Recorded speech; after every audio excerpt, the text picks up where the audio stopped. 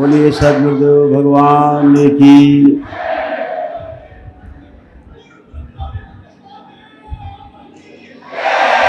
गुरु माता की, भगवान भोलेनाथ की, माता कामाख्या की, सभी संतों की, गौ माता की। बोलिए सच्चे दरबार की, करौली शंकर महादेव धाम की, गंगा मैया की। हर हर महादेव।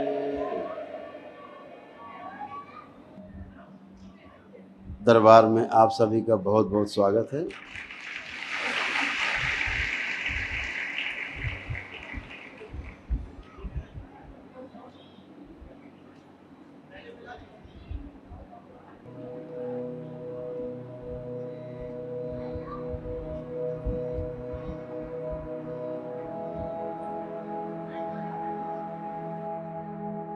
एक छोटा सा पहले संकल्प हो जाए, उसके बाद आगे की कार्रवाई शुरू की जाए।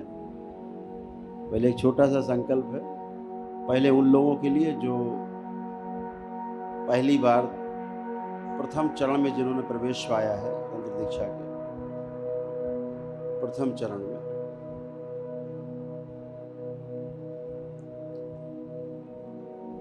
किस तरफ बैठे हैं जो प्रथम चरण में आए हैं? अच्छा, बहुत बढ़िया। एक साइड। तो पहले आप लोग संकल्प करेंगे, जब हम बोलेंगे सभी लोग करें तो फिर सभी लोग उसमें शामिल हो जाएंगे। सबसे पहले आप लोग ही करेंगे, तो आप लोग अपने अपने नेत्र बंद करें, बाल चोटी खुले रहें।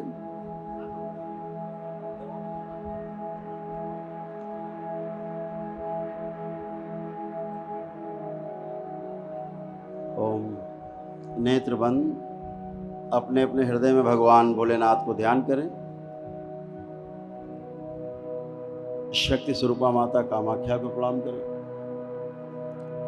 परम पूजनीय बाबा जी को प्रणाम कर लें और गुरु माता जी को प्रणाम करें।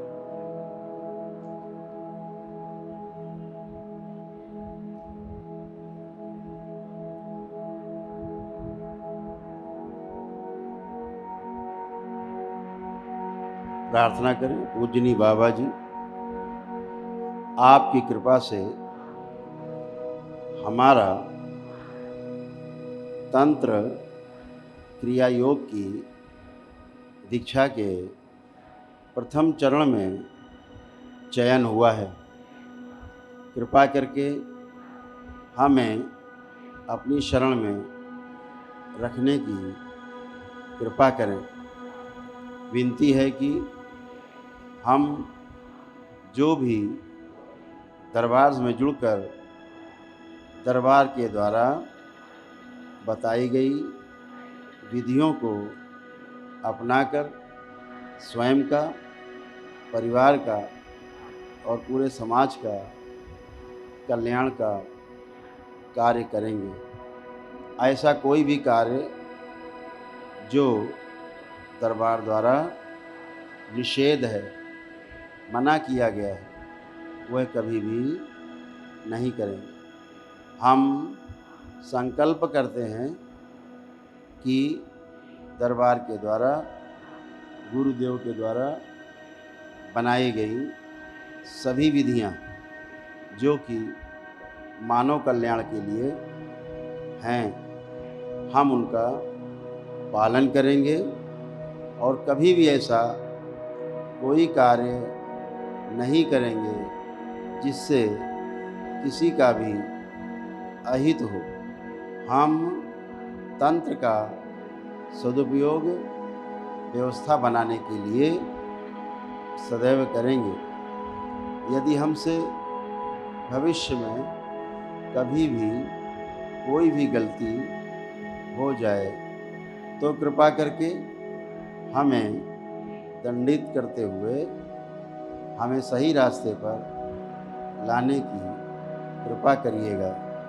हम संकल्प करते हैं कि हम कभी भी दरबार के बताए हुए रास्ते से नहीं हटेंगे, अन्यथा जो भी दंड दरबार हमें देगा वह हमें स्वीकार होगा। यह संकल्प, हमारा संकल्प बना दिया जाए और पूरा कर दिया जाए। ओम। इनका संकल्प पूरा किया जाए। इनका संकल्प पूरा किया जाए।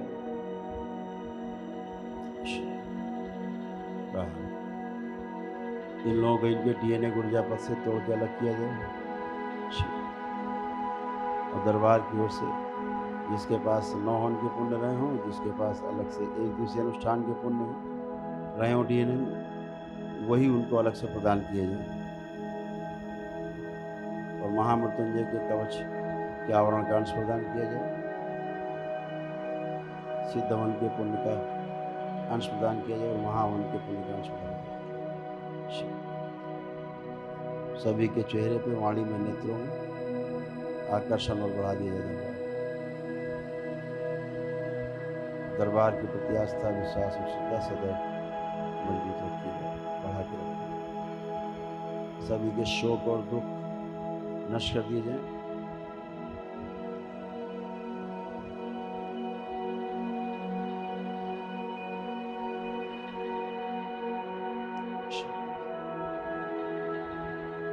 अब सभी लोग शामिल हो जाए। सभी लोग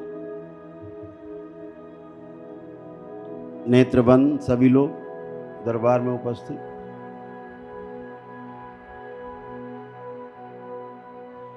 और पुनः से अपने अपने हृदय में भगवान भोलेनाथ को ध्यान करें। शक्ति स्वरूपा माता कामाख्या को प्रणाम करें। परम पूजनी बाबा जी को प्रणाम कर लें और गुरु माता जी को प्रणाम करें।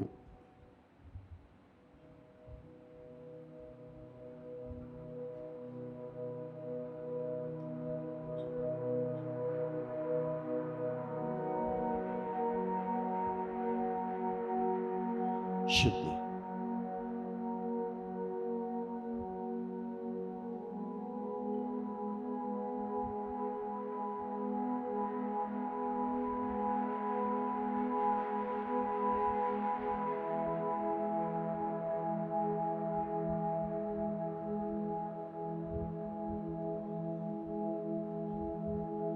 बैलेंस।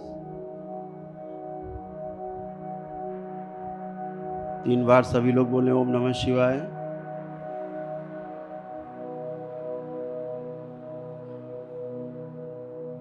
दोनों हथेलियां आसमान के ऊपर उठाएं। एक लंबी गहरी श्वास अंदर खींचें और ओम की ध्वनि का लंबा उच्चारण करें।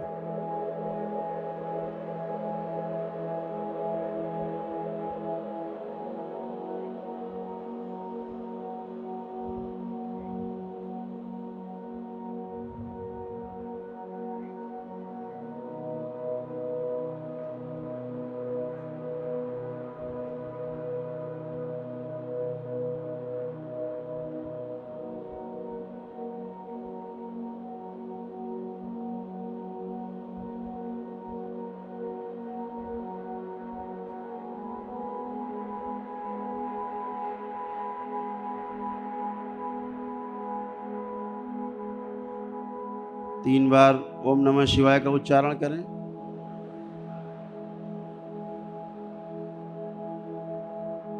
तीन बार तालियां बजाएं। हथेलियां जांघों पे रख के 3 थपकी दें। आपस में रगड़ें हथेलियां, नेत्रों पे रखें। 3 बार करके अपने अपने नेत्र खोल दें।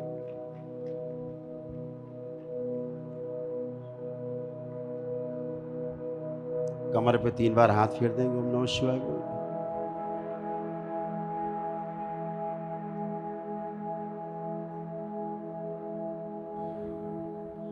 सर्वप्रथम आप सभी को बहुत बहुत शुभकामनाएं, बहुत बधाइयाँ।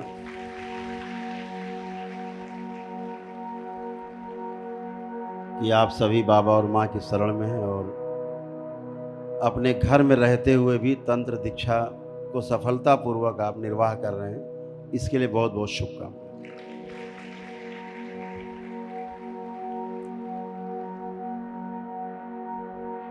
इस पृथ्वी पर यह पहली बार है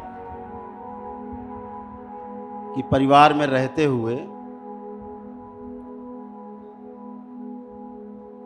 और तंत्र की धीरे दीक्षा में आप लोग पारंगत हुए हैं।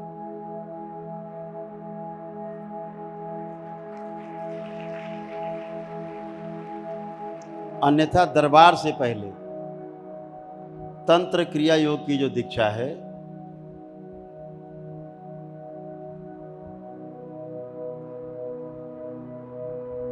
वो शमशान में जाके की जाने वाली प्रक्रिया मानी जाती थी।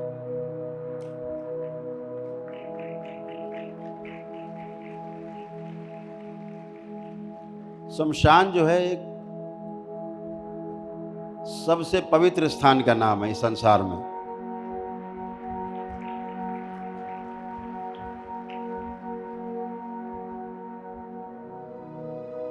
जहां आखिरी शरण मिले, अंतिम शरण मिले, जहां कहीं कोई शरण न मिले, घर वाले भी शरण देने से इनकार कर दें, तब जहां शरण मिलती है उसका नाम है शमशान।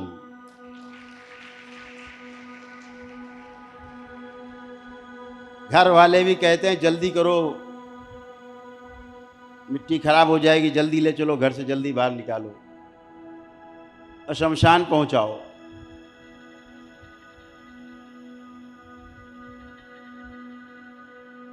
भोलेनाथ के अखाड़े का नाम है शमशान।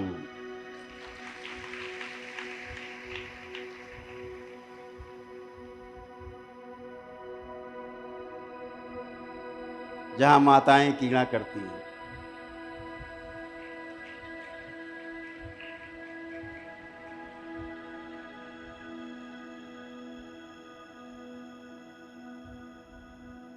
शमशान कितना सुंदर है, अभी आपकी कल्पना से बाहर है। जिस दिन आप शमशान की सुंदरता को समझ जाएंगे, आपको शमशान, जिंदा रहते ही शमशान जाने का मन करेगा 1000 बार।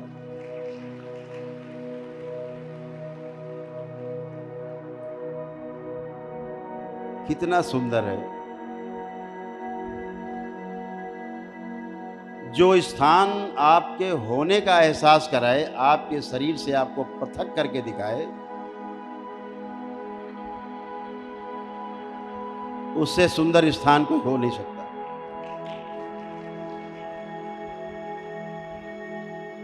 ऐसा स्थान जहां आप जाते हैं कभी किसी की मृत्यु होने पर, तो सब नीरस लगता है सब बेकार है।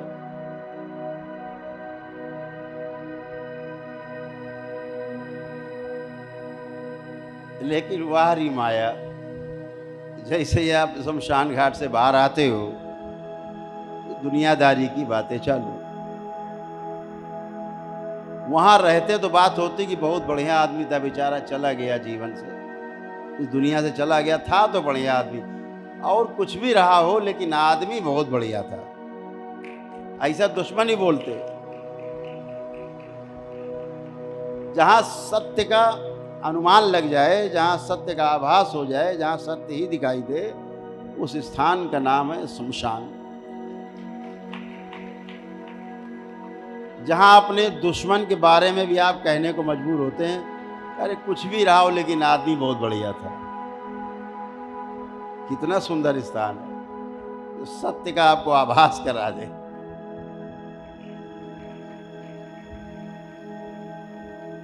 आदमी सत्य से डरता है, इसलिए शमशान जाने से भी डरता है, क्योंकि सत्य का सामना नहीं करना चाहता। उसे लगता है एक दिन हमको भी यहाँ आना पड़ेगा, भय के मारे नहीं जाता। आपके भय से और शमशान का कोई नाता नहीं है। शमशान निर्भय लोगों के लिए है, जिनको अभय प्राप्त है उनके लिए, दरबार के लोगों के लिए है शमशान।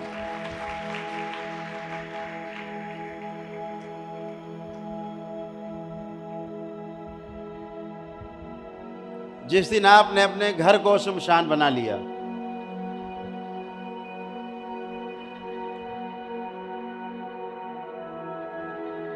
उस दिन पहला कदम होगा आपकी मुक्ति की ओर। 84 लाख योनियों के जन्म मरण के बंधन से पहला दिन होगा, जब शमशान आपके चारों तरफ हमेशा रहेगा, तो आप कभी सत्य से जुदा नहीं हो पाएंगे, सत्य से अलग नहीं हो पाएंगे। आपकी दृष्टि न्याय, धर्म और सत्य की बनी रहेगी। जिस दिन व्यक्ति को मालूम हो जाता है कि अब हम नहीं बचेंगे,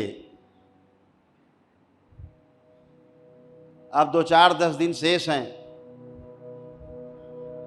उस दिन वो दुनिया का सबसे बड़ा धर्मात्मा हो जाता है और सत्य के अलावा और कुछ नहीं सोचता, सत्य के अलावा कुछ नहीं बोलता। इसलिए कानून भी मानता है डाइंग डिक्लेरेशन, मृत्यु के पूर्व दिया जाने वाले बयान को न्यायालय भी सर्वोच्च प्राथमिकता देता है कि मरते समय आदमी ने बात बिल्कुल सही कही हो। सही क्यों बोला मरते समय?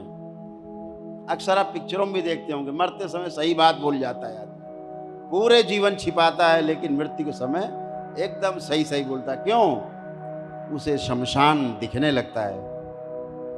शमशान की कल्पना मात्र से आदमी सही बोलने लगता है, सत्य बोलने लगता है, न्याय, धर्म और सत्य के रास्ते पे आ जाता है। शमशान पहुंचकर तो खुद ही न्याय, धर्म और सत्य का पर्यायवाची बन जाता है। इसलिए जीवन में जो तंत्र दीक्षा के अधिकारी बने हैं आप सब,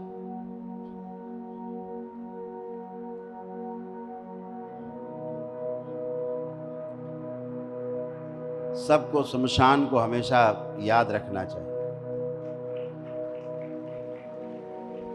आपको सत्य की राह से वो शमशान कभी अलग नहीं होने देगा, हमेशा आपको सत्य से जोड़ के रखेगा, न्याय से आपके जोड़ के रखेगा, धर्म के रास्ते से जोड़ के रखेगा।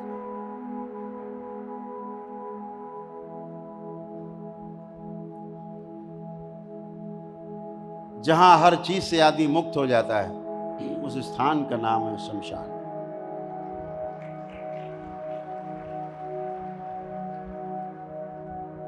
तो आप सभी बिना भय के निर्भय हुए और बगैर उस भौतिक जगत के शमशान घाट में जाए, वहाँ रह करके कोई क्रिया और दीक्षा प्राप्त किए बिना दरबार में रह करके ही आपने वो दीक्षा प्राप्त की है और अपने घर में रह करके ही इसमें पारंगत बनेंगे और अपने घर में रह करके ही स्वयं के प्रति, परिवार के प्रति और समाज के प्रति जागरूक रह करके पूरी सृष्टि का, पूरे एग्जिस्टेंस की सेवा कर सकेंगे। ये पहली बार इस पृथ्वी पर। लेकिन एक बात का हमेशा ध्यान रखना है,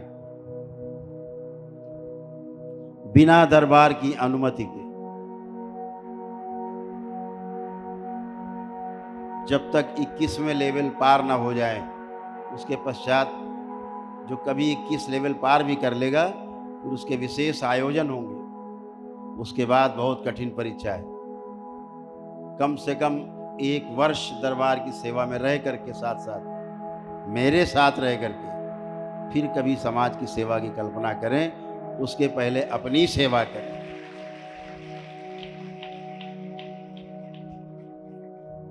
केवल डॉक्टरी की किताब पढ़ लेने से आप डॉक्टर नहीं हो जाते,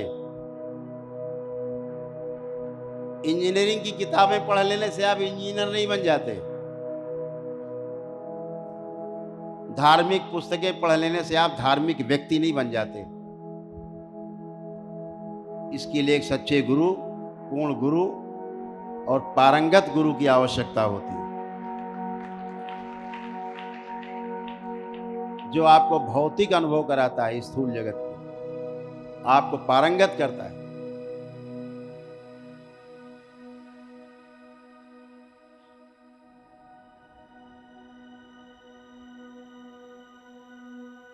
अनुभव सबसे बड़ी वस्तु है। अनुभव ही वास्तविकता है।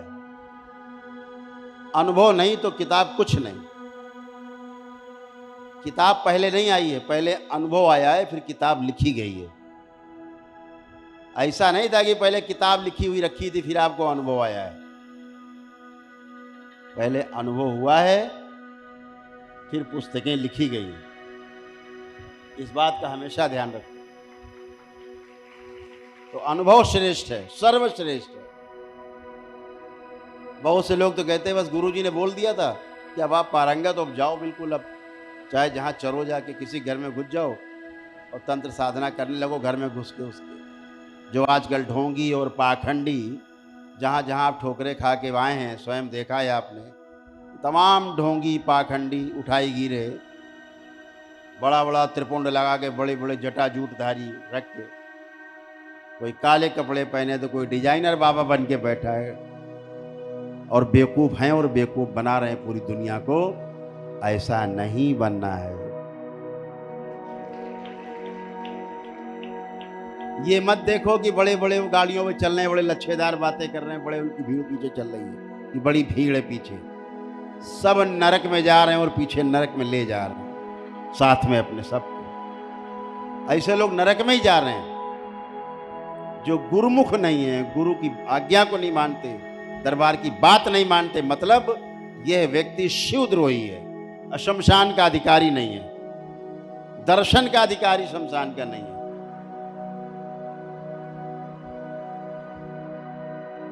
इस बात को हमेशा ध्यान रखना है कि बिना दरबार की अनुमति के, बगैर आज्ञा के, बगैर प्रक्रिया पूर्ण हुए दरबार की, जो 21 चरण हैं उनको बगैर क्रॉस किए, उसके पश्चात फिर आगे भी कार्यक्रम किए बगैर आगे कदम दूसरे डीएनए के लिए कभी नहीं बढ़ाना है कि दूसरे डीएनए के लोगों की चिकित्सा करने लगो। दरबार ने एक नई शक्ति खोली है, मजबूर होकर के, जिसे पिछले 5 वर्षों से नहीं खोलते थे, कि किसी का अहित ना हो जाए, क्योंकि बहुत लोग खुरापात करते हैं। तो मानव ही पीछे से सीख के आए हैं, घर गृहस्थी में उठा पटक सीख के आए हैं, तो सोचते हुए जो कुछ हो जल्दी करो, आगे बढ़ो, फटाफट रातों रात करोड़पति बनो और लूटो पाटो और आगे बढ़ो, कोई मरे चाहे जिए, क्या लेना देना। तो दरबार को मजबूर होकर शक्ति खोलनी पड़ी कि जो भी दरबार के बताए हुए नियमों के विरुद्ध जाकर के और इस प्रकार की कोई दरबार की नकल करके करने की कोशिश करेगा, वो सीधे मृत्यु को प्राप्त होगा या उसके परिवार के सदस्य मृत्यु को प्राप्त होगा। कठोर निर्णय लिया दरबार ने उस सूक्ष्म जगत में, ताकि किसी का आपके द्वारा अहित ना हो, क्योंकि लालच में किया गया आपके द्वारा कार्य, चाहे वो धन के लिए हो, चाहे वो यश के लिए हो, समाज को नुकसान पहुंचाता है। जब आप डॉक्टरी भी करते हो, चिकित्सा की पढ़ाई करने जाते हैं बच्चे, तो 5 वर्ष की पढ़ाई के पश्चात फिर उनको 1 साल जो है इंटर्नशिप करनी होती है, यानी अनुभव में उतरना होता है, जा करके सीखना पड़ता है कैसे सर्जरी होती है, कैसे दवा दी जाती है। अनुभव ये नहीं कि बस मिला सर्टिफिकेट कि 5 साल आपने पास कर लिया, उत्तीर्ण है, उसके बाद आप लगे चिकित्सा करने, चीर फाड़ मार डालेंगे आदमियों को आप। हर जगह ऐसा ही है। इस बात को हमेशा ध्यान रखना है कि हमें स्वयं को सुरक्षित रखना है, अपने परिवार को सुरक्षित रखना है और समाज को भी सुरक्षित रहे, ऐसी कोशिश करनी है हमेशा। इसलिए ऐसा कभी कोई कार्य ना होने पाए जिससे कि स्वयं के साथ दूसरों का भी अहित हो। इसलिए दूसरे के डीएनए के लोगों के बारे में कभी कोई संकल्प, प्रार्थना या कोई ठीक हो जाए, ऐसी कोई आपको कल्पना नहीं करनी है।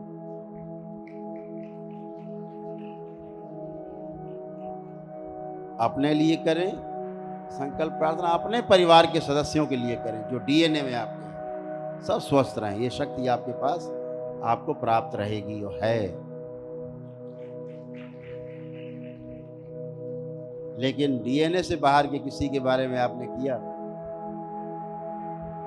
तो पुण्य तो जमा हो ही जाते हैं दरबार में, फिर आगे जो होगा उसके जिम्मेदार आप स्वयं हैं। इसलिए नियम कड़े किए गए हैं, क्योंकि शक्ति ज़्यादा हो चुकी है, इसलिए नियम भी कड़े किए जा रहे हैं। जब शक्ति ज़्यादा देता है शासन आपको, तो उसके साथ शर्तें भी कड़ी लगाता है आपके साथ। तो कड़ी शर्तें हैं, कोई कष्ट में उससे इतना बोलिए कि हमारा दरबार है, वीडियो देख लो, और कर सकते हो तो प्रार्थना करो अपना, और इससे प्रार्थना करने से हम लोग भी स्वस्थ हुए हैं, हम दरबार से जुड़ करके स्वस्थ हुए हैं, सब अच्छे हुए हैं। आज हम लोग दीक्षा पा करके और ध्यान साधना कर रहे हैं, उसमें भी आगे जा रहे हैं। और आप भी करोगे तो आपको भी अच्छा ही होगा। इतना रास्ता बता दो उसको। लेकिन ये रहे कि बैठ जाओ, देखो अच्छा हम करते हैं, जैसे हम बोल रहे हैं बोलो और करो। आप फंसे, आप भी फंसे, उसकी गंदगी आप में एंट्री, पुण्य गायब। पुण्य क्यों गायब? जो उसकी गंदगी आप में आएगी वो आपके पुण्य को खा करके और आपको तोड़ने का काम करेगी, आपको मारने का काम करेगी। इसलिए दरबार अपनी शक्ति दी हुई, अपनी जो पुण्य दिए हुए वापस ले लेता है, ताकि आपका अहित ना हो और आप बिना पुण्य के रह जाते हैं। लेकिन जब आप ऐसा बार बार करते हैं तो फिर आप नरक में जाते हैं और आपको भी कष्ट भयानक होता है, फिर आप तड़पते हुए आते हैं। बहुत सी महिलाएं, बच्चियां अपने मायके के लिए संकल्प करने लगती हैं, भूल करके भी नहीं करना, इस बात को ध्यान रखना।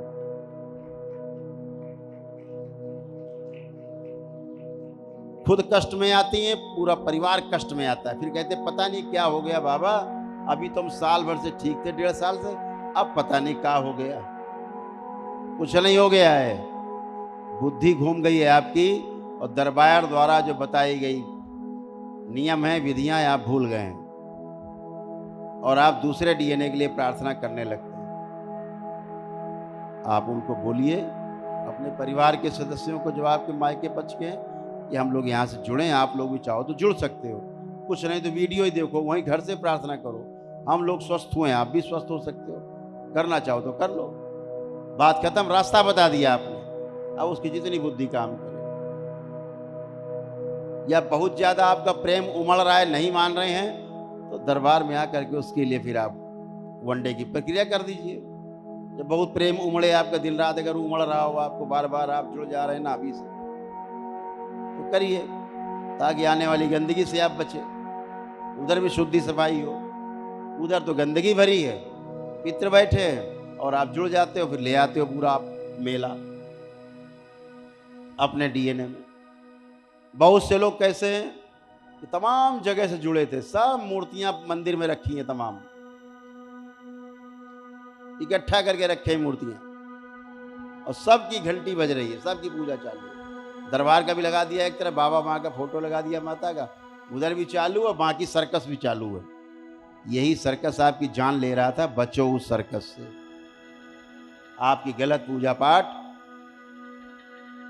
आपको नष्ट कर रही थी, और फिर से आप उसी दलदल में, एक पैर कीचड़ में, गंगा जल में रखे हैं, नहीं चलेगा।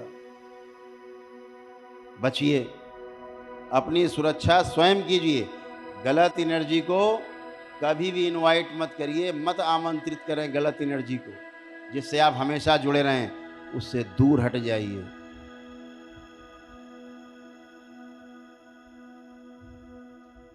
दरबार दिन भर प्रयोग करके दिखाता है, एक नहीं दसियों हजार किस्से हैं, सुनाएंगे तो शायद 20 साल लग जाएंगे सुनते सुनते, तब भी नहीं खत्म हो।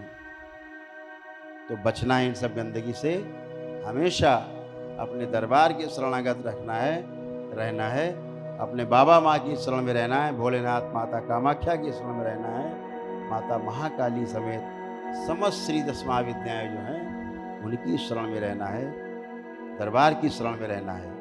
इसी से कल्याण हुआ है और इसी से कल्याण भविष्य में होगा, दूसरा कोई रास्ता नहीं।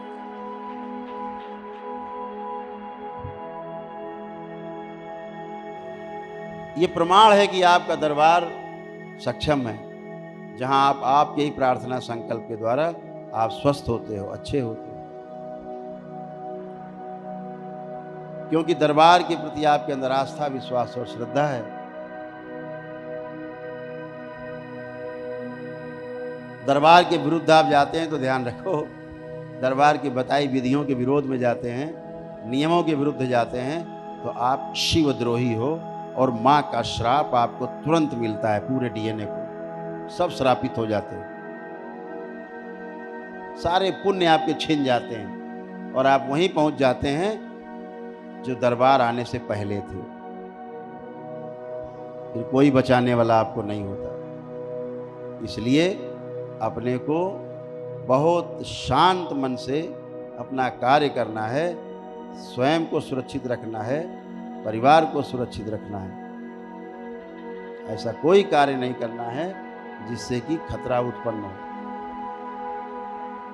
ये दरबार सबका भला करने वाला है, केवल भला ही करता है, आपको नुकसान नहीं पहुंचाता पुण्य वापस करके। पुण्य इसलिए वापस ले लेता है कि जैसे आपको किसी ने अपनी सुरक्षा के लिए गन दी हो, गन आपके पास है और आप कमज़ोर हैं और 4 लोगों को आपने बुला लिया, दोस्तों को, और वही आपकी गन छीनने लगे, फिर वही गन छीन के आपको उससे मार देंगे। तो दरबार अपनी वो गन वापस ले लेता है जिससे आपकी गन वो छीनने न पाए और आपको मारने न पाए, आप सुरक्षित रहें, बराबरी से लड़ सकें। गन आप चला नहीं सकते,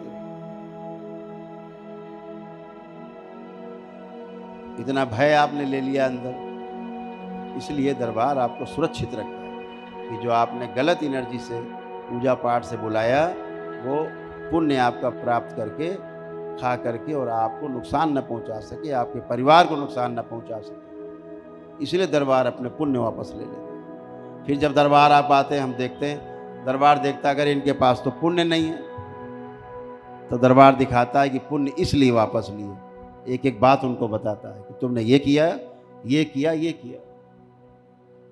कहीं कुल देवी की कोई पूजा कर रहा घर में बैठ के, तो कहीं कोई कुल देवता बना के बैठा पिंडी बना के, कहीं कोई पितरों की पिंडी बना के बैठा है, कोई घरों के अंदर तक मजार बना के बैठे हैं, पूजा कर रहे हैं। क्या कहा जाए आपको। कुछ लोग पूर्ण नहीं हुए, गड़े हुए जमीन में, समाधि बनी, आप लगते हैं पूजने उनको।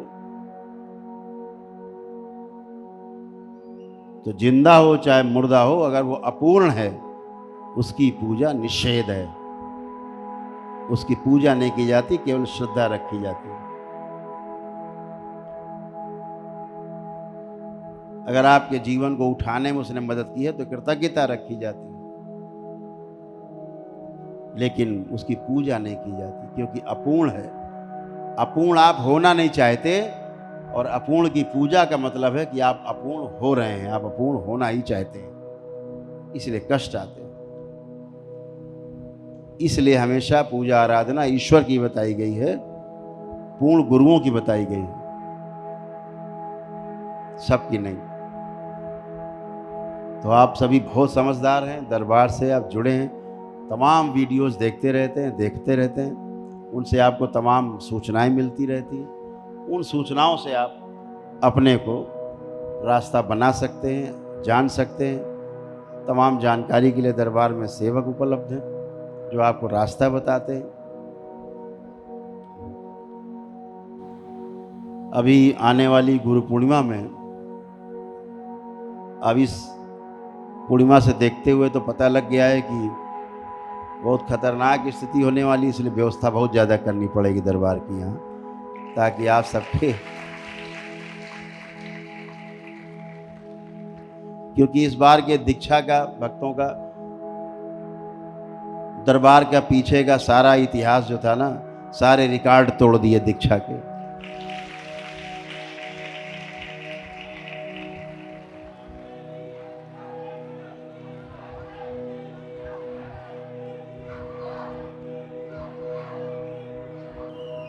इसलिए व्यवस्था में मुझे लगता है बहुत ज़्यादा कमी हमने महसूस की स्वयं, जो उसको और बृहद किया जाएगा अगली बार से, ताकि कोई आपको कष्ट ना हो दरबार में। तो अभी जो 10वें लेवल को जो लोग चयन किए गए थे दीक्षा में, 10वें लेवल के लिए चयन हुआ था, उनसे आज शाम से उनके साथ कार्यक्रम है, ध्यान साधना के विशेष रूप से मिलना है सबसे। और इन्हीं में से कुछ लोग गुरु पूर्णिमा उत्सव में, जब महोत्सव मनाया जाएगा, तो उन्हीं में से चुन करके 15वें लेवल में लोग जाएंगे सीधे।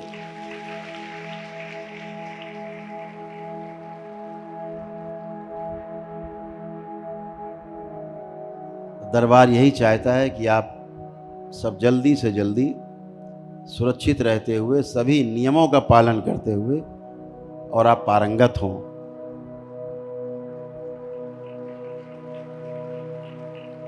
पारंगत होकर के और दरबार का नाम रोशन करें। यही दरबार की इच्छा है। एक छोटी सी ध्यान का एक कार्यक्रम होगा, उसके पहले संगीता जी हमारे बीच में, इनका जो वीणा वादन है जरा सुनते हैं 5 मिनट, उसके बाद फिर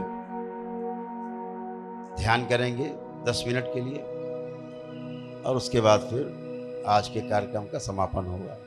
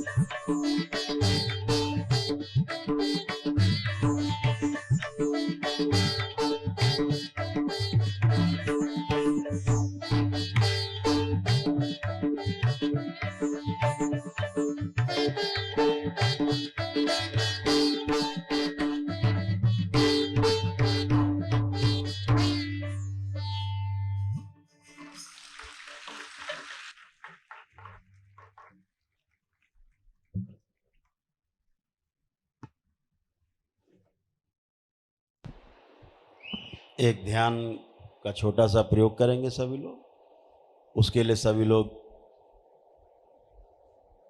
तैयार हो जाएं। आराम मुद्रा में जैसे आराम हो ऐसे बैठे। ध्यान साधना के समय केवल वज्रासन मुद्रा में नहीं बैठना होता है। वज्रासन में ना बैठे, बाकी आप सुखासन में, सिद्धासन में, पद्मासन में, जो भी आपको अच्छा लगे उसमें आप बैठ सकते हैं। अगर आप सजग रहते हैं तो आप जब स्पेस मिले, जगह हो, तो आप लेट करके भी ध्यान कर सकते हैं, ऐसा नहीं है। ध्यान ही तो करना है।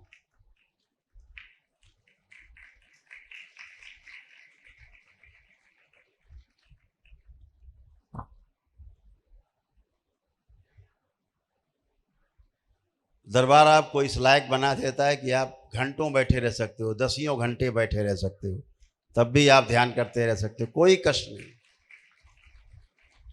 जहाँ 15 मिनट बैठना मुश्किल था, वहाँ 15 घंटे बैठे रह सकते हैं, कोई समस्या नहीं।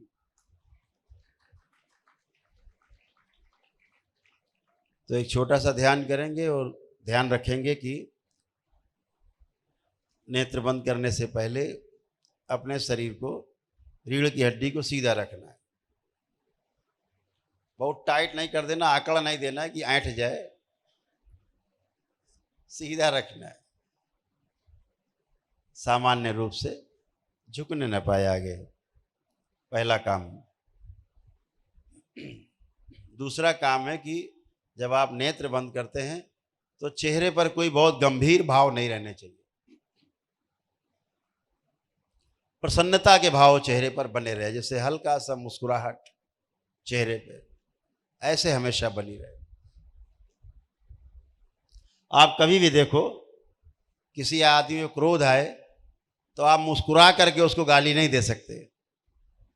जब आप गाली बकते हैं तो आपके फोटो खींच के आपको दिखाई जाए बाद में कि आपका चेहरा कैसा था, तो आप खुद ही शर्मिंदा हो जाएंगे।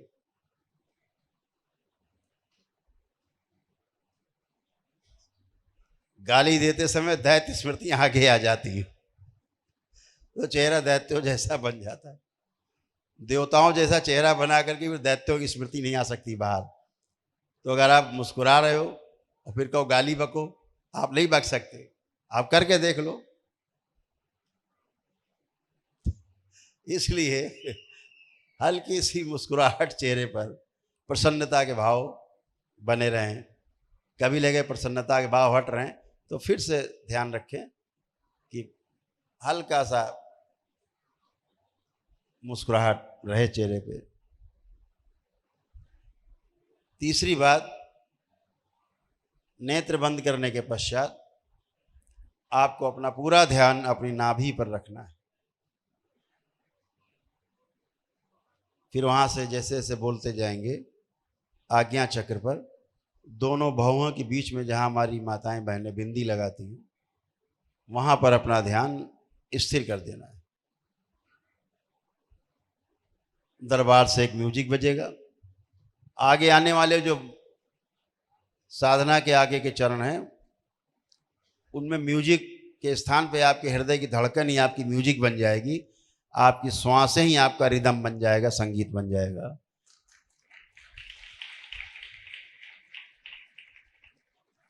अभी तो आपकी श्वासें नियंत्रित रहें, दाएं बाएं नहीं भागें, इसलिए म्यूजिक आपके साथ चलता है ताकि आप म्यूजिक के साथ साथ चले तो ध्यान आपका पूरा संगीत पे रहेगा।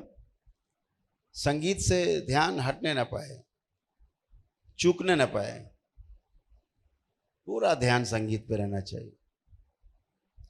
और जब हम बोलेंगे लास्ट में, जब तक हम नहीं बोले तब तक नेत्र नहीं खोलना है। और जब हम वापस आने के लिए कहेंगे, बहुत लोग चले जाते हैं तो फिर आना भी नहीं चाहते। हमारे पास बहुत लोग ऐसे हैं कि वापस काहे बुला लिया, कहते हैं ये बहुत काम है यहाँ, ये भी तो निपटाना है। तो बहुत लोग ऊपर ही अटक जाते हैं कि बस टाटा बाय बाय करो, हमको नीचे से काटो, हम चले, अब तो मिल गया वो रास्ता जो चाहिए था। तो जब हम बोलेंगे कि वापस, तो मतलब सबको वापस आना है। सभी के जीवन जो शरीर में है ध्यान से सुन लें, यही नियम है। घर में कभी ध्यान साधना कर रहे हो और लगे कि 2 4 6 8 घंटा 10 घंटा उठ ही नहीं रहे हैं, तो परिवार का कोई सदस्य आके टच कर ले, आँख खुल जाएगी। ये दरबार ने व्यवस्था बना रखी है ताकि आप सुरक्षित रहें।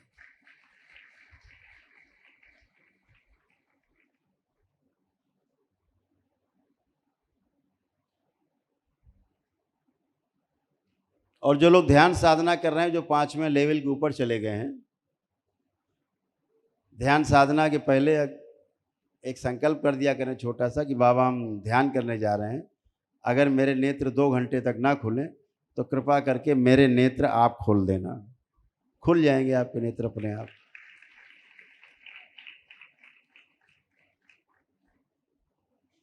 तो इतना आनंदमयी साधना का स्वाद है, उसको छोड़ना नहीं चाहता जीवन। जो पकड़ लेता है एक बार, कहता है बस बहुत दिन बाद तो मिले, अब तो नहीं छोड़ेंगे। तो इसलिए जब हम बोलेंगे वापस, तो सभी को वापस आना। तो सभी लोग अपने अपने नेत्र बंद करें और जैसा बताया गया है वैसी प्रक्रिया करें। अपना ध्यान पूरी प्रक्रिया करके रीढ़ की हड्डी सीधी, चेहरे पे हल्की सी मुस्कुराहट, मुस्कान,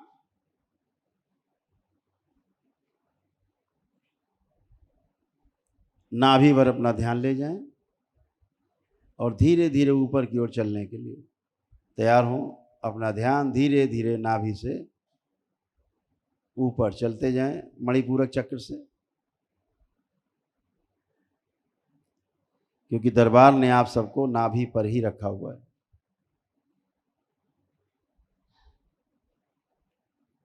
धीरे धीरे ऊपर की ओर अपने चेस्ट के पास तक पहुंचेंगे, जो अनाहत चक्र तक धीरे धीरे चलते जाएंगे। गले के पास से जहाँ विशुद्धि चक्र और होते हुए मुंह, नाक और दोनों भवों के बीच में आज्ञा चक्र पर, कूटस्थ पर स्थिर हो जाना है। ओम। दरबार पूरी कर शुद्ध कुंडलिनी सक्रिय अधोगामी विशुद्धि चक्र सबके खोल दिए जाएं। शिव।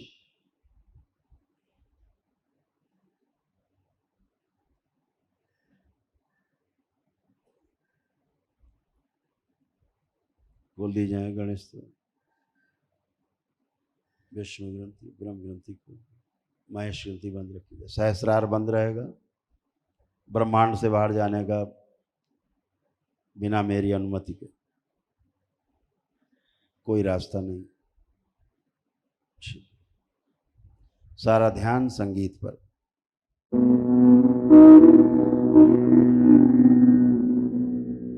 नमः शिवाय।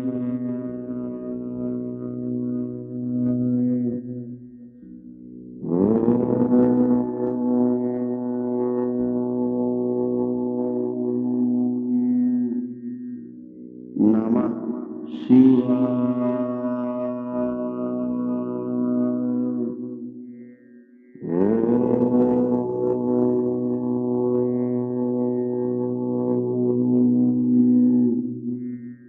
नमः शिवाय।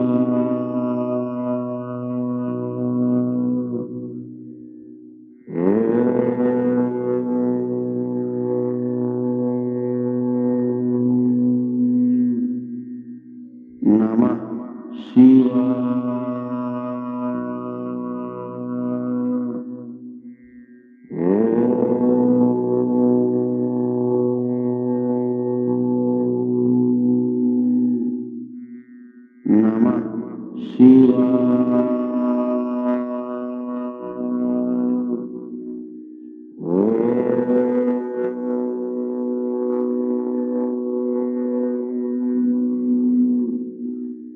नमः शिवाय।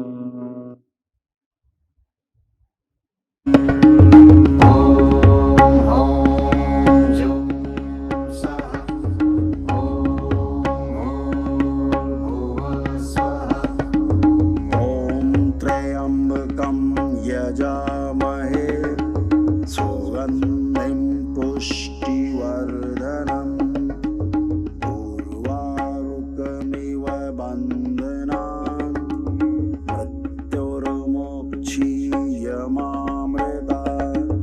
ॐ स्वाहा भुवः भुवः ॐ स्वाहा जुः।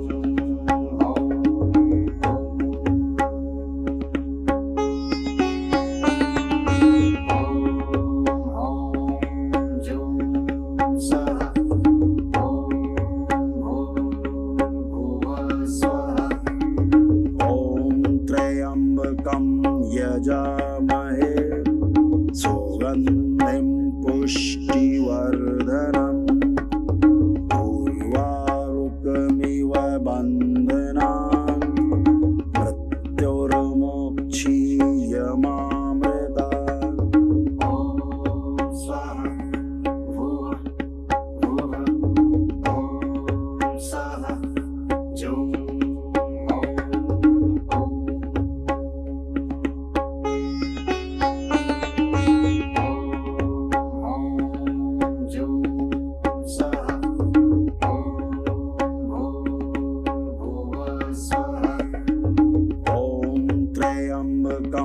यजामहे सुगन्धिं पुष्टिवर्धनम् उर्वारुकमिव बन्धनान् मृत्युर्मोक्षीयमामृतात्। ॐ स्वाहा भुवः भुवः ॐ स्वाहा जुः।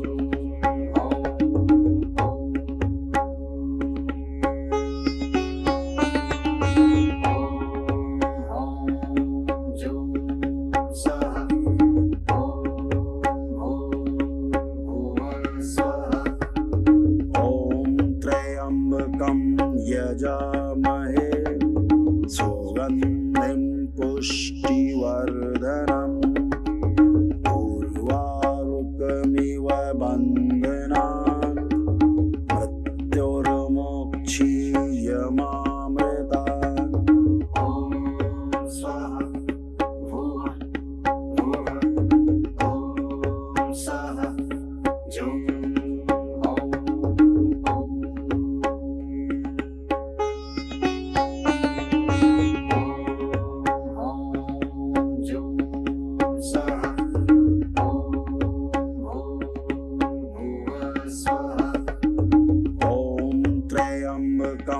यजामहे सुगन्धिं पुष्टिवर्धनम् उर्वारुकमिव बन्धनान् मृत्युर्मुक्षीयमामृतात्।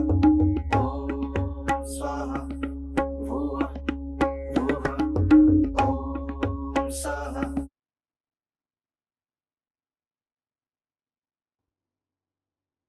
पूरा ध्यान आज्ञा चक्र पे। ओम ब्रह्मांड की यात्रा पर ले चला जाए।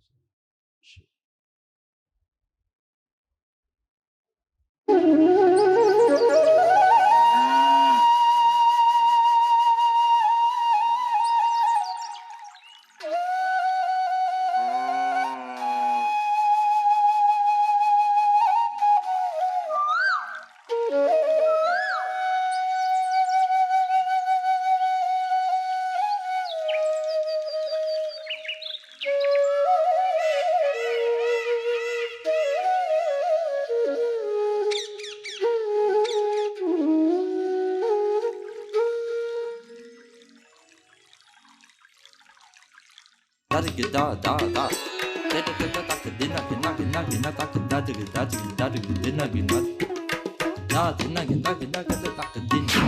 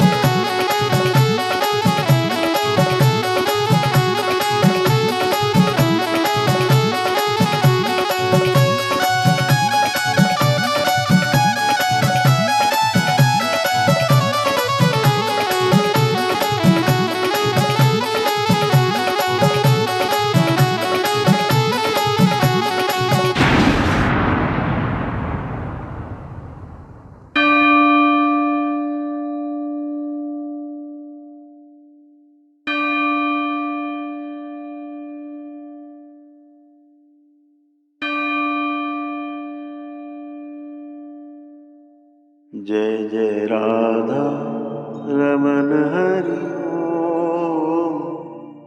जय जय राधा रमन हरि ओम। हरि बोल हरि बोल हरि बोल। जय जय राधा रमन हरि ओम हरि ओम हरि ओम।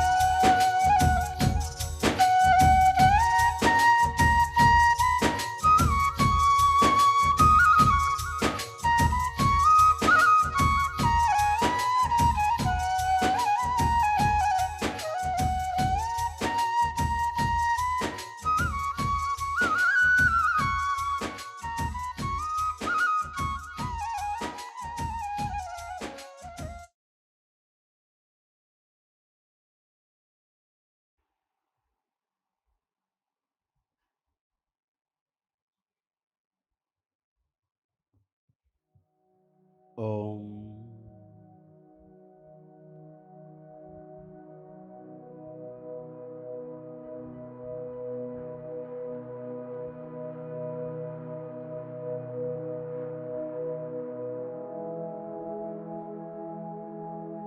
सभी लोग अपने अपने स्थान पर वापस, यात्रा से वापस।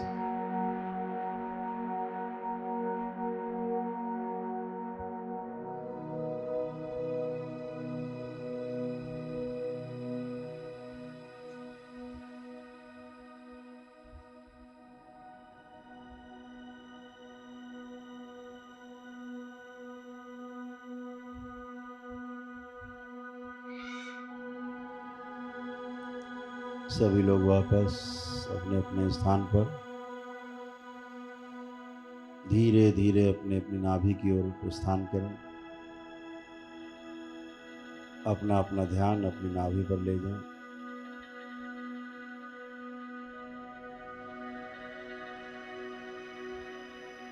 शुद्ध।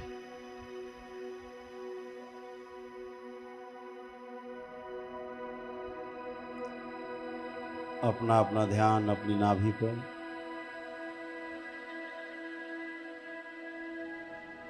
शुद्ध। सारा ध्यान अपने ऊपर केंद्रित करें।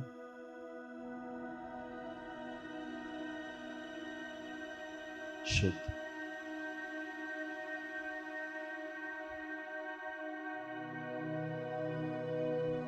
दोनों हथेलियां आसमान की ओर ऊपर उठाएं। एक लंबी गहरी श्वास अंदर खींचकर और ओम की ध्वनि का लंबा उच्चारण करें।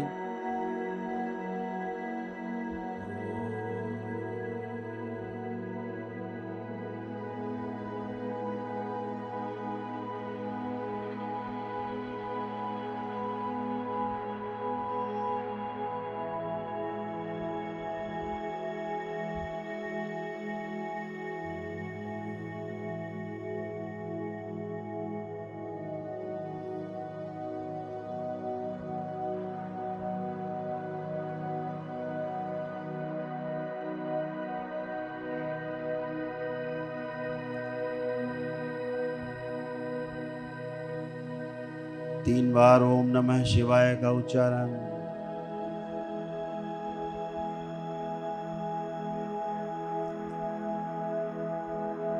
तीन बार तालियां। जांघों पर हथेलियां आपस में रगड़ें, हथेलियां नेत्रों पे रखें। 3 बार करके बहुत धीरे धीरे, बहुत धीरे धीरे अपने नेत्र हथेलियां आंखों पर रखे रखे ही खोलेंगे। बहुत धीरे धीरे, बहुत धीरे धीरे।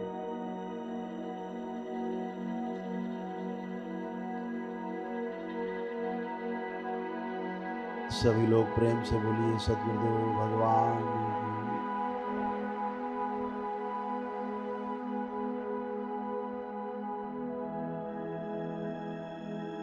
बहुत सुंदर ध्यान किया आप लोगों ने, बहुत सुंदर।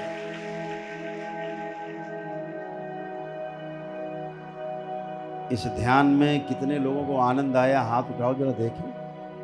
अच्छा, बहुत बढ़िया, सभी को आनंद आया।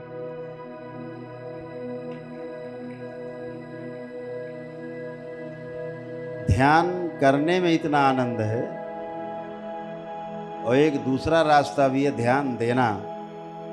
जब प्रत्येक कार्य के प्रति आप अपना ध्यान देते हैं पूरी तरह, उसका भी अपना एक अलग ही आनंद होता है। कभी वो भी करके देखो।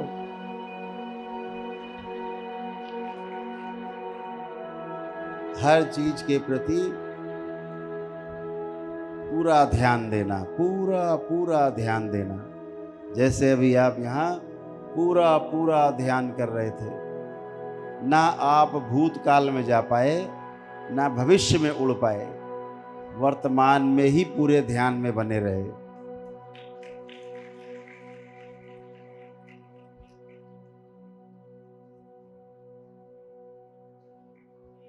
आप सभी लोगों ने ध्यान किया। कोई जा पाया भूतकाल में? नहीं जा। ऐसे कितने लोग हैं जो भूतकाल में नहीं जा पाए, चाह के भी नहीं जा पाए ध्यान में? बहुत बढ़िया।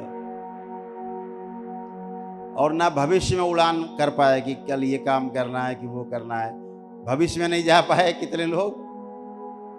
बहुत सुंदर। तो दरबार ऐसी व्यवस्था करता है आपके ध्यान साधना के समय कि ना तो आप भूतकाल में जा पाते हैं, ना भविष्य में जा पाते हैं, नित्य वर्तमान में बने रहते हैं। और नित्य वर्तमान में बने रहना ही ध्यान है।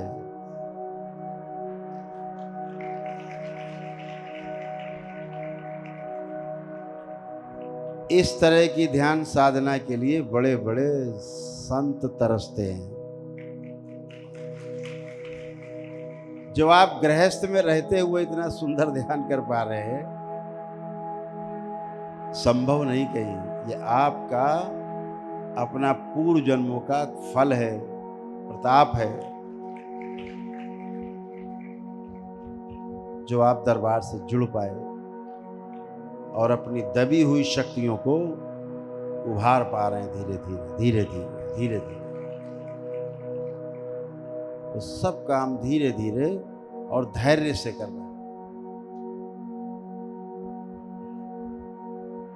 अपना धैर्य और लगन, आपके पास 2 अस्त्र शस्त्र हैं। एक धैर्य है और दूसरा आपकी लगन है। धैर्य पूर्वक अपनी बारी की प्रतीक्षा कीजिए, लगन बनाए रखिए,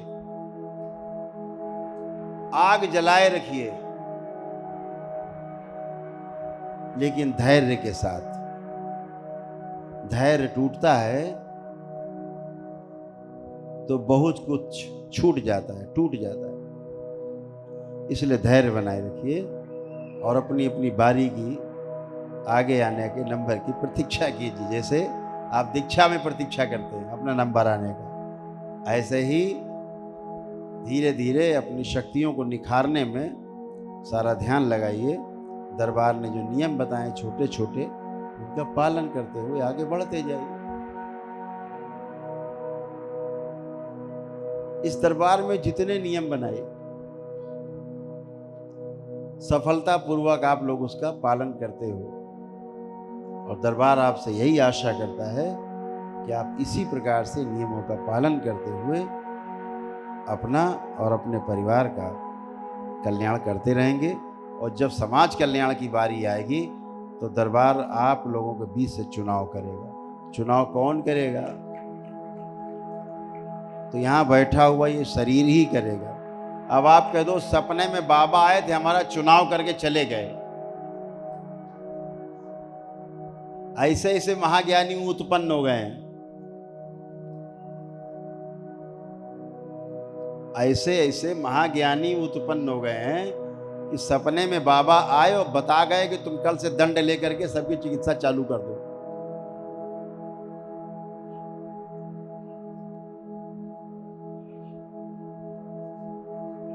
पता नहीं बाबा कैसे दिखे, यहां तो दिखते नहीं, मैं तो सपने में नहीं दिखते। उन्हें आए सपने में और देख के चले गए कि जल्दी उठाओ दंड और चालू हो जाओ।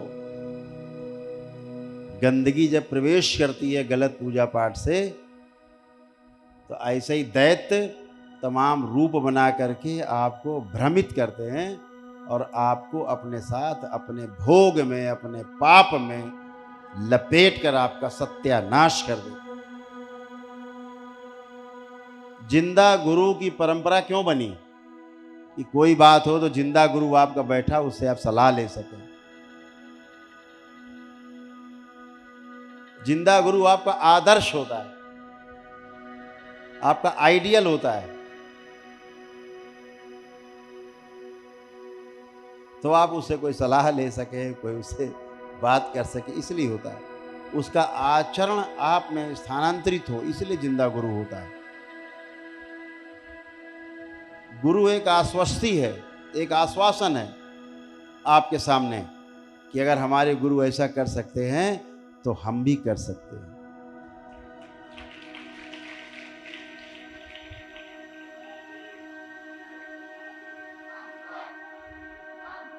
लेकिन आपने बाबा को कभी देखा नहीं, आप में बाबा का आचरण आएगा कैसे?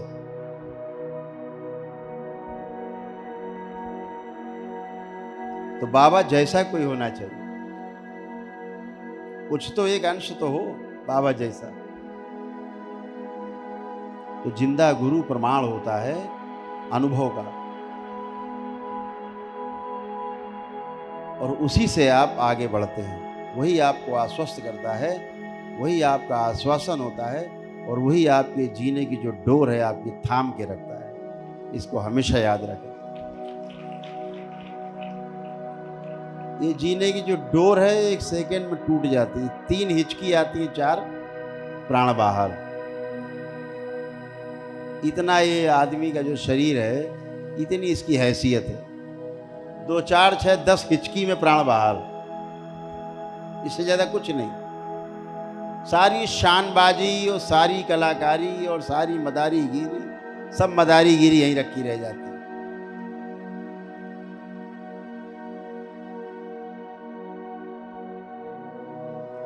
हम चाहते हैं आप सुरक्षित रहें, आपका परिवार सुरक्षित रहे। आप जब अपने और अपने परिवार को सुरक्षित रखेंगे तो समाज अपने आप सुरक्षित बना रहेगा। बहुत बहुत धन्यवाद। आप सब लोगों ने ध्यान में, साधना में भाग लिया।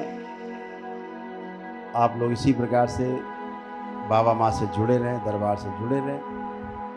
आने वाली जो गुरु पूर्णिमा है उसमें सभी लोगों को बाबा माँ के सम्मान में सबको भाग लेना है। और गुरु पूर्णिमा अगले महीने इसी दरबार में यहीं मनाई जाएगी, कानपुर में। और जैसा मैंने बताया था कल भी कि माँ का महापर्व आ रहा है, 22 जून से 25 जून तक मनाया जाएगा। 26 जून को माँ निवृत्त होंगी, तो 22 जून से लेकर 25 जून तक 2025 है ये दरबार पूरी तरह से बंद रहेगा। अपने अपने घर में केवल आप भजन करें, अपने मूर्तियों को, बाबा माँ की फ़ोटो सब ढक देंगे। उन 4 दिनों में जब माँ सृजन में होती है तो आपको पूजन उसका नहीं करना है। भजन कर सकते हैं, दरबार के भजन लगाए, दरबार के भजन सुने, भजन करें, ये सब कर सकते हैं। उससे माँ और आनंदित होगी, आपके भजन से आनंदित होगी। दरबार ने कुछ चीज़ें, शक्तियाँ खोल के रखी जो आप कर सकते हैं अपने घर में। अपने घर में आप लोग भजन पूजन कर सकते हैं, ध्यान साधना कर सकते हैं स्वयं। अब ऐसे न करने लगिएगा कि आप लोगों को ध्यान साधना कराने लग जाइएगा और संकट पड़े। अभी हो गया ध्यान साधना। वो एक सज्जन थे, पता भी नहीं था हमको, हमें पता रहे कि कोई क्या कर रहा है तो उस पर दरबार ध्यान रखे। तुरंत पहुंच गए आईसीयू में, और आईसीयू से वेंटिलेटर में।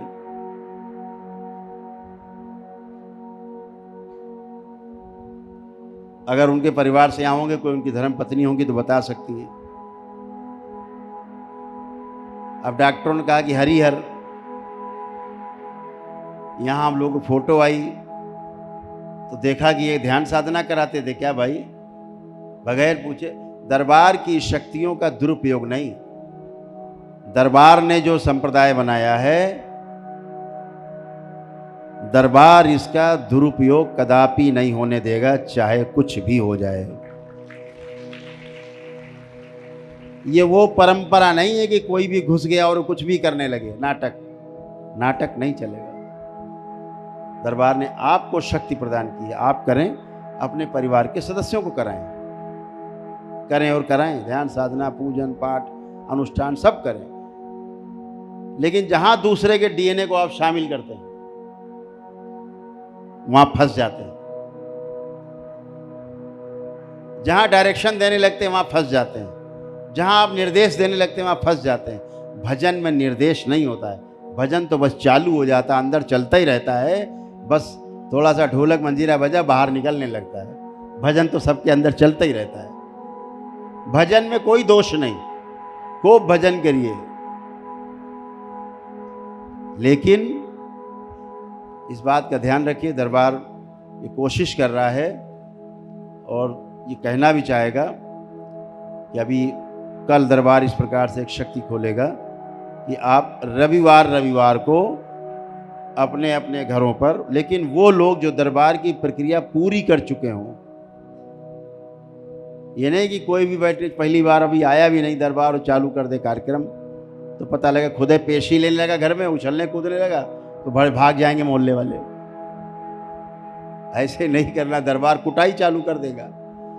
तो वही करे जो दरबार से दीक्षित हैं।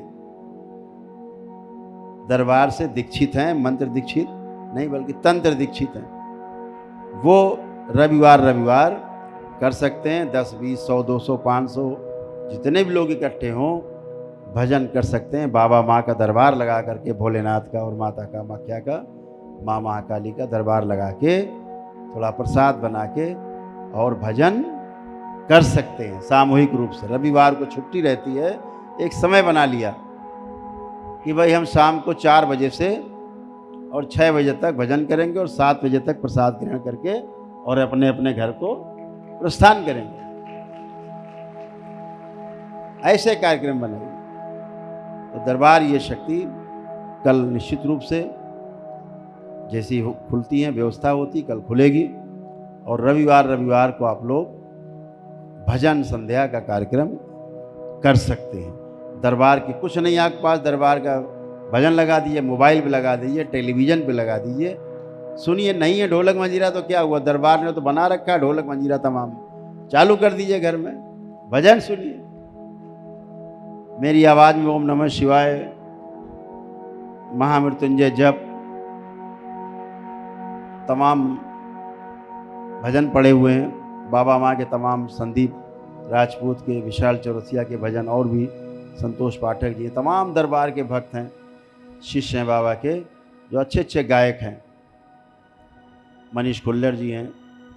सभी लोग जो दरबार में सेवा देते हैं आकर के, सभी के दरबार के भजन आप सुन सकते हैं। और खूब आनंद लीजिए, खूब नृत्य करिए, खूब आनंद लीजिए, खूब झूमिए, नाचिए, खूब नृत्य करिए। आपको कोई भजन आता हो बाबा माँ के सम्मान में, भोलेनाथ के सम्मान में, वो आप गाइए। तो ये सब आपको करना है। तो अभी आपको करना है, कराने वाले कालम में जब दरबार बताएगा तब जाना है, अभी नहीं। हरिहर। बहुत बहुत धन्यवाद, बहुत धन्यवाद।